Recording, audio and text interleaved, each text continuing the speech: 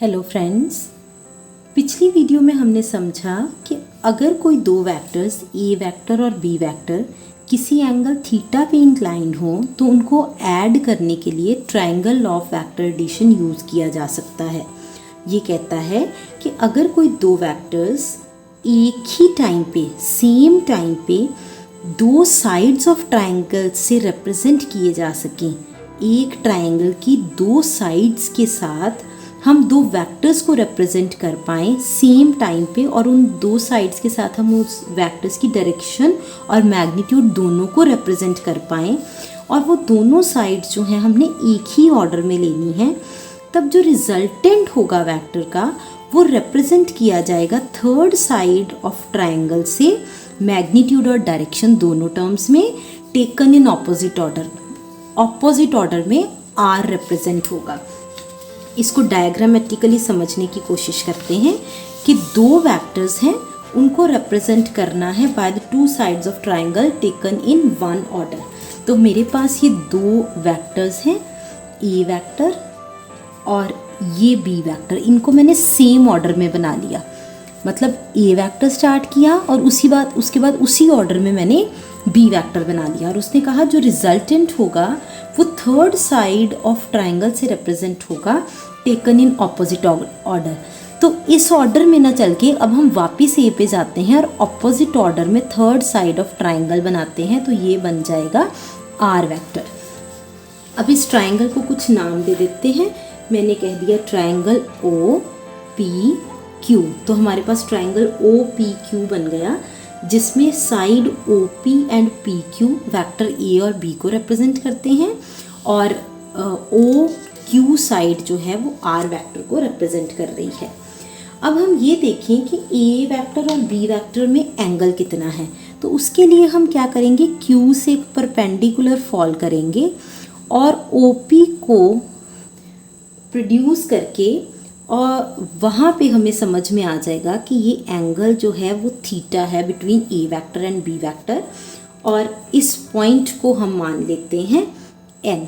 तो theta angle है ए vector और बी वेक्टर में, जो कि हम इस तरीके से निकालेंगे।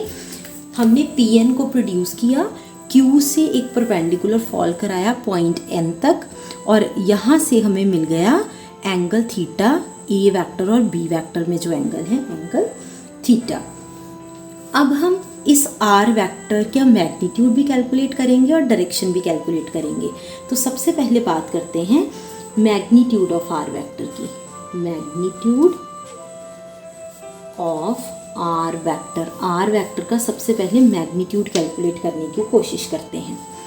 अब अगर मैं बात करूं साइड ओ पी की, अगर मैं ऊपर वेक्टर ना लगाऊं, मतलब मैं मैग्नीट्यूड की बात कर रही हूं, तो ओ पी का मैग्नीट्यूड बन जाएगा ए वेक्टर का मैग्नीट्यूड। उसी तरह से पी क्यू का मैग्नीट्यूड बन जाएगा बी वेक्टर का मैग्नीट्यूड। ओ क्यू की बात करें तो ओ क्यू बन जाएगा आर, बिना ऊपर वेक्टर लगाए हुए, मतलब ये मैग्नीट्यूड है। और एंगल एन पी क्यू है angle theta, angle N P Q है एंगल थीटा। ये हमने डायग्राम से पता किया। अब हम इस ट्रायंगल की बात कर लेते हैं, ट्रायंगल क्यू एन पी। ये जो छोटा ट्रायंगल हमें दिख रहा है ट्रायंगल क्यू एन पी, तो हम ट्रायंगल क्यू एन पी की बात करते हैं। अब हम ट्रायंगल क्यू एन पी में कॉस थीटा की वैल्यू देखेंगे और साइन थीटा की वैल्यू देखेंगे। कॉस थीटा होगा बेस ओवर हाइपोटेन्यूज। इस ट्रायंगल क्यू एन पी का बेस है पी एन और हाइपोटेन्यूज है इस ट्रायंगल का पी क्यू। तो ये मेरे पास बन गया cos theta is equals to P N over P Q.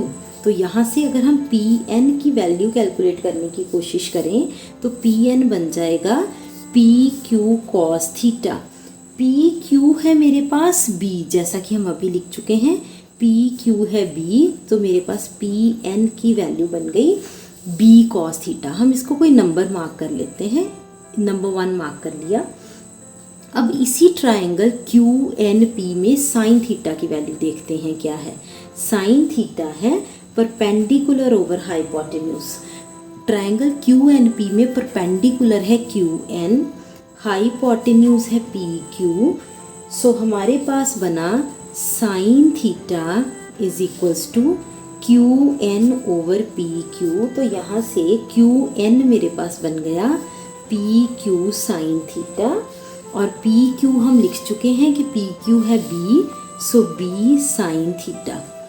Q N की वैल्यू आ गई, इसको नंबर 2 मार्क करते हैं। नंबर 1 में हमारे पास पी एन की वैल्यू आ चुकी है, पी एन की वैल्यू आ चुकी है इक्वेशन नंबर 1 में। इक्वेशन नंबर 2 में हमारे पास क्यू एन की वैल्यू आ चुकी है। अब हम क्या करेंगे, हम ट्राइंगल लेंगे ओ N Q.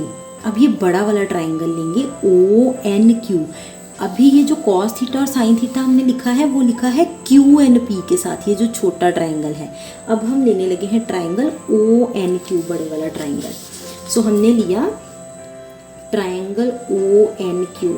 Triangle O N Q में hypotenuse square is equals to base square plus perpendicular square, क्योंकि ये एक राइट एंगल्ड ट्राइंगल है। हमने परपेंडिकुलर फॉल करवाया था स्टार्टिंग में।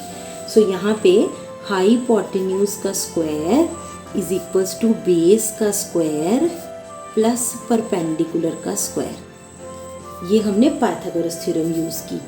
ट्राइंगल ओ एन क्यू में हाइपोटेन्यूज है ओ क्यू, बेस है ओ एन और परपेंडिकुलर है क्यू एन। तो ये वैल्यूज़ लिखने लगी हूँ। हाइपोटेन्यूज है ओ क्यू का स्क्वायर, बेस है ओ एन का स्क्वायर, परपेंडिकुलर है क्यू एन तो क्यू एन का square. Hypotenuse O Q, base ओ N, perpendicular Q N.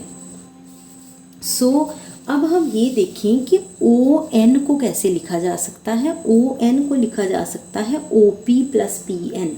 O N को कैसे लिखा जा सकता है O P plus P N. So O Q का square is O P plus P N का whole square plus Q N का square. So ये हमने ओ एन को O P plus P N लिख के ये इक्वेशन कैलकुलेट की। ओ पी की वैल्यू हमें पता है ए, और पी एन की वैल्यू इक्वेशन 1 से हमारे पास बी कॉस थीटा आ चुकी है। क्यू एन की वैल्यू इक्वेशन 2 से बी साइन थीटा आ चुकी है। ओ क्यू की वैल्यू को हम आर लिख चुके हैं। सो ये सारी वैल्यूज पुट करते हैं। ये इक्वेशन में हमने पहले लिखना है ओ क्यू। सो ओ क्यू है हमारे पास आर, हम स्टार्टिंग में लिख चुके हैं ओ क्यू है आर। सो ओ क्यू की जगह हम लिखने लगे हैं आर का square is equals to O P है ए और पी एन है बी कॉस थीटा उसका स्क्वायर, क्यू एन है बी साइन थीटा उसका स्क्वायर। ये सारी वैल्यूज़ यहाँ से क्यू एन की वैल्यू, पी एन की वैल्यू और बाकी वैल्यूज़ हम यहाँ से देख रहे हैं। सो अब हमारे पास आर स्क्वायर की टर्म्स में ए है, बी कॉस थीटा है और बी साइन थीटा है।